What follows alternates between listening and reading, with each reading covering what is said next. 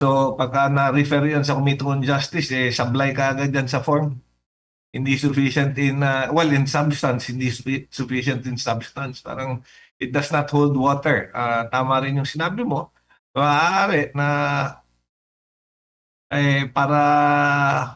para lang mapigilan yung 1 year ban ng pag-file ng impeachment complaint. Pero nabasa ko yung 11-page complaint, mababaw. Kung uusad man, whether a complaint against an impeachment complaint against the President or against VP Sara, that's para sa akin lang, opinion ko lang, opinion ko, kalagay ko, mahihirapang umusad. Dahil ikaw na rin ang nagsabi, alam mo, 2028 is just around the corner. Pag-usapan po natin kung ano ang kanyang mga sapantaha sa impeachment case laban kay Pangulong BBM. Tinutukoy ko po ngayong gabi ay si Quezon City 4th District Representative Congressman Bong Sontay. Kong, good evening, si MJ. Ngayon pong 10 oras ng gabi, kamusta po kayo, sir? Hi, MJ. Good evening. Mabuti naman. Mabuti. Good evening. Yes, sir. It's good to see you again, Congressman. Nice to see you. Yes, sir. Sir, kamusta po kayo? At mukhang magiging abala kayo ngayon sa House of Representatives. Ilang araw po bago po ang pagbubukas sesyon? Well, sa Lunes pa magsisimula yung sesyon. Pero nung isang araw nga, kahapon, may nag-file ng impeachment complaint laban kay Pangulong Bongbong Marcos. Oo, at may mga banta rin, Kong, na sampahan rin ng impeachment si VP Sara naman on February. Oo. Well, totoo yun. Totoo yun. Meron din mga banta na magpa-file rin against VP Sara. Totoo. Kaya tama yung sinabi mo, medyo magulo ngayon. In fact, alam mo, hindi lang ngayon. Simula nung nakabalik ako sa Kongreso, talagang magulo na itong ating sitwasyon Kaya nga naaawa na ako sa bayan natin dahil ang dami-daming problema ng bayan natin pero parang nabalot tayo sa puro politika na lang. Opo, Kong, bilang kayo po ay isang magaling na abogado din, anong tingin niyo po doon, Kong, sa impeachment case laban kay PBBM? Marami kasi nagsasabi na lightly worded lang daw yung impeachment case. Magaan lang daw at parang ang pakay ng impeachment ay para i-activate lang daw yung 1-year bar rule. Anong tingin mo doon, Kong? Well, kagaya ng opinion mo at opinion ng marami, alam mo, nung nabasa ko yung impeachment complaint, sabi ko parang highly suspicious yun. Napakababaw, kagaya ng sinabi mo, puro conjectures. Puro conjectures lang yung mga allegation na yun at it was not really supported with evidence. So pagka na-refer yan sa Committee on Justice, sablay ka agad yan sa form. Hindi sufficient in, well, in substance, hindi sufficient in substance. Parang it does not hold water. Tama rin yung sinabi mo. Maaari na para lang mapigilan yung 1 year ban ng pag-file ng impeachment complaint. Although, siyempre, hindi natin alam bago magsimula yung session natin, baka may mga ibang impeachment complaint pa yung papasok but we don't know. Pero nabasa ko yung 11-page complaint, mababaw. Opo, Kong, pakipaliwanag nga po para po sa mga kababayan natin hindi po gaanong pamilyar doon po sa proseso ng impeachment. Ano po bang ibig sabihin ng sufficient in form and sufficient in substance sa paghimay po dito sa mga reklamong impeachment? Well, of course, yung pag sinabi natin yung sufficient in form, yung complaint na i-file mo dit, meron tayong may mga requirements sa pag-file nito. Pagka yung form, maaaring sabihin natin medyo papasa yung complaint, pero yung substance, all allegations alleged in the complaint should be justified or should be able to stand in court.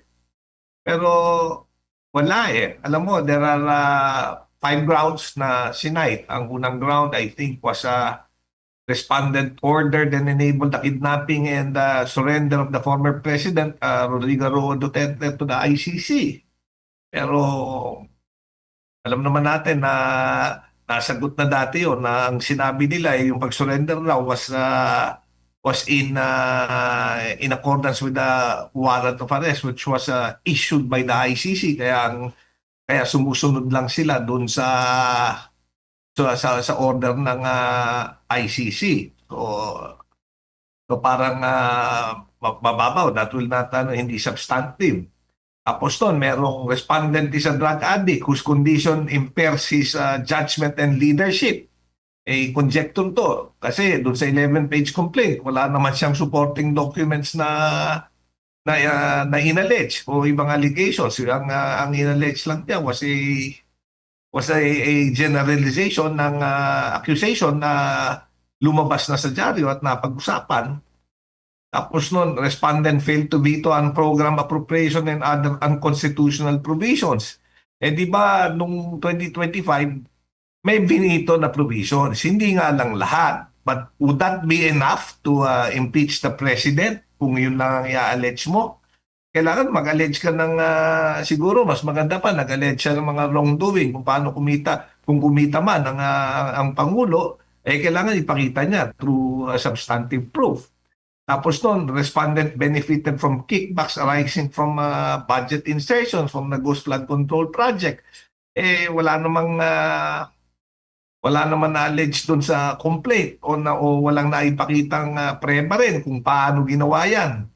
As respondent created the ICI to shield corrupt allies. Parang, and that's a conclusion which is not also substantiated. Kaya, di ba, mababasura lang. Masyadong Siguro kung nag-allege siya, yung mga grounds na yun, kung sinuportahan niya ng mga evidence that may be able to hold water, baka maaari. Pero wala Pero kung marami po nagsasabi na magandang venue ito para masagot ng Pangulo sa House of Representatives, and yung ina-allege na umano'y paggamit ng illegal na droga, sinasabi nila ito'y magiging catalyst, itong impeachment, para maging witness si Senator Amy Marcos. Tingin mo, Kong? Tingin mo, sir?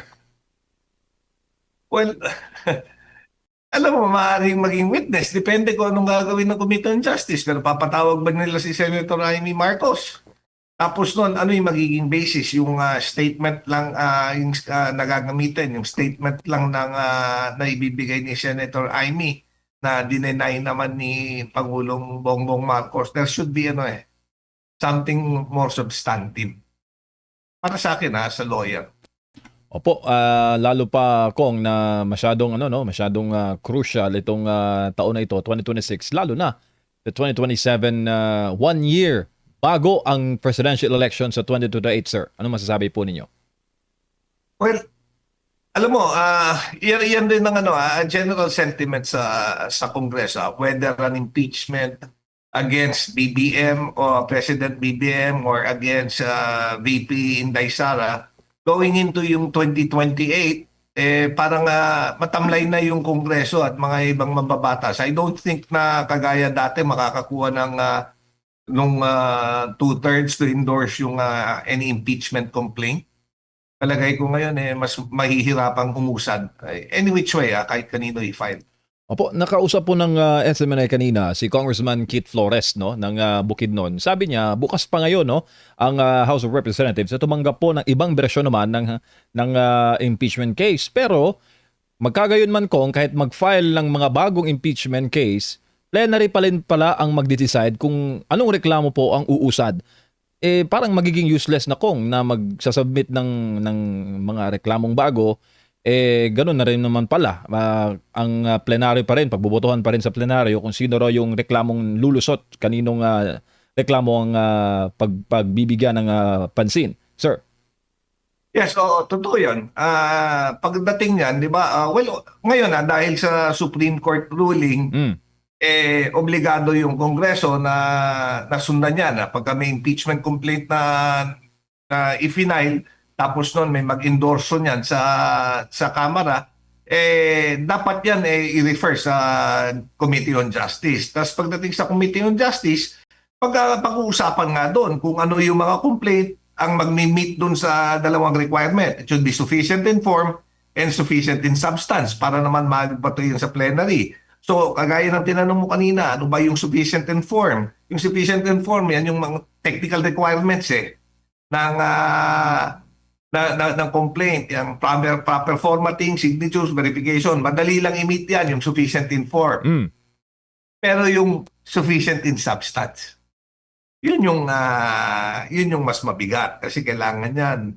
It should contain necessary facts. At saka, sabi ko nga, yung legal basis. At saka yung justification for this. Di ba? Tsaka, So yan pag-uusapan sa Kongreso yan. But like what I said,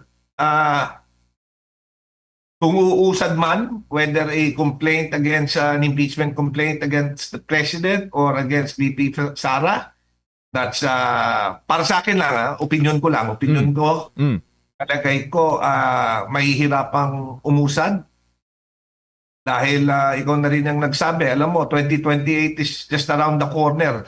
Dito nga sa Kamara, parang isang taon na yung nasayang natin halos wala tayong matatawag na accomplishment dahil after the election we're all political noise, especially because of yung mga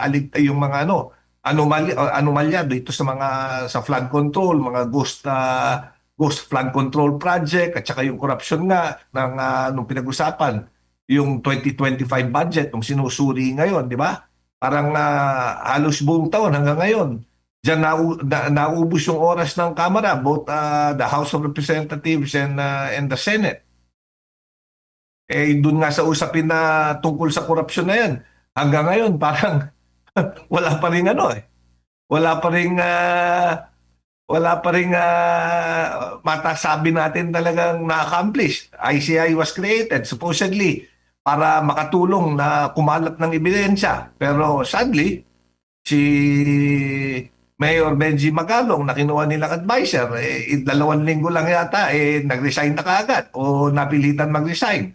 After that, si former Secretary Babe Singson, maganda sana, credible to be there, pero nag-resign rin.